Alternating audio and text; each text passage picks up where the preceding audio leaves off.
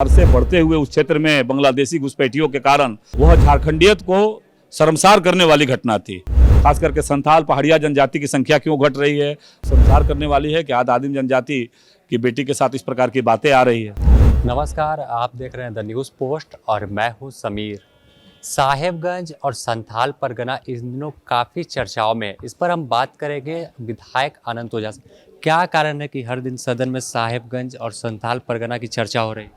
नहीं, आप देखिए कि चर्चा सकारात्मक हो। वो साहेबगंज जहां मां गंगा का अविरल प्रवाह बहता है, वो साहेबगंज जहां माननीय प्रधानमंत्री नरेंद्र भाई मोदी जी ने 6 अप्रैल को आकर के और वहां गंगा पुल का शिलान्यास किया था, वो साहेबगंज जहां माननीय मुख्यमंत्री जी ने जाकर के डेयरी का उद्घाटन किया था, वो साहेबगंज जहां बंदरगाह का माननीय प्रधानमंत्री जी और ने उद्घाटन किया था, वो साहेबगंज जहां 4 लेन जो बरसों का सपना था, लोग वंचित थे।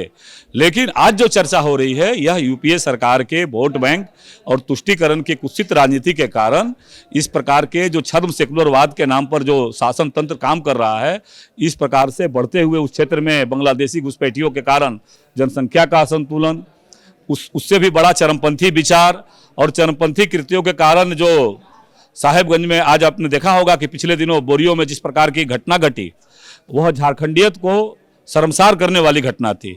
इस प्रकार का जो अतिवादी विचार है, यह अतिवादी विचार इसी प्रकार से आता है। और मैंने आज विधानसभा में गैर सरकारी संकल्प के माध्यम से हमने घुसपैठियों को चिन्हित करने के लिए एनआरसी अपडेशन का मांग किया था।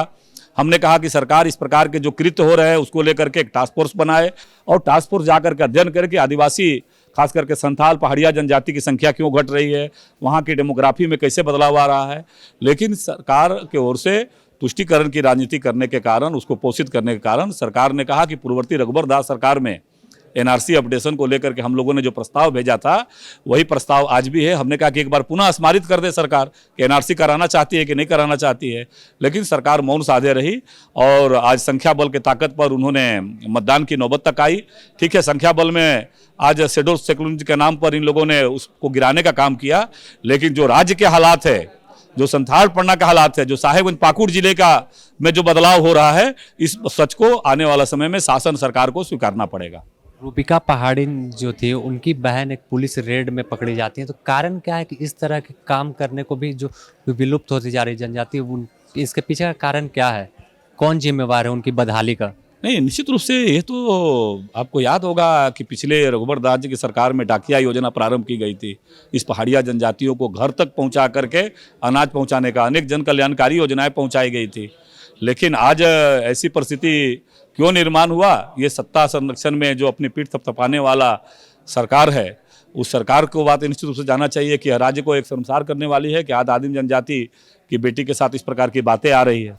एक मीशो अधिकारी हैं, उनकी धर्मपत्नी ड्राइवर के साथ फरार हो गई, वो भी पहाड़ियन जनजाति के, और उसके पीछे भी आ रहा है विशेष समुदाय के। तो क्या कारण, आखिर कैसे देखते हैं इसे? मैंने तो यह बातें कहा कि ऐसी घटनाएं निश्चित रूप से राज्य को शर्मसार करती है और जो बदलाव संथाल पन्ना में हो रहा है, जो पूरे झारखंड में हो रहा है, आने वाला समय में, ठीक है, मैंने कहा कि कांग्रेस के लोग, झारखंड मुक्ति मोर्चा के लोग आज वोट बैंक की राजनीति के लिए, तुष्टीकरण की राजनीति के लिए बहुमत के ताकत पर इस प्रकार की सच को स्वीकारने की साहस नहीं है। लेकिन आने वाला समय में जिस प्रकार से झारखंड में घटनाएं घट रही है, यह झारखंड सदन जिस प्रकार से असम की सरकार को जनता की आवाज को मानना पड़ा था, वैसे बांग्लादेशी घुसपैठियों के बढ़ते प्रभाव के कारण पूरे राज्य को इस बात को स्वीकार करना पड़ेगा। अपहरण का केस दर्ज हो गया, लेकिन 2 से 3 दिन गुजर गया, पकड़ नहीं पाई पुलिस।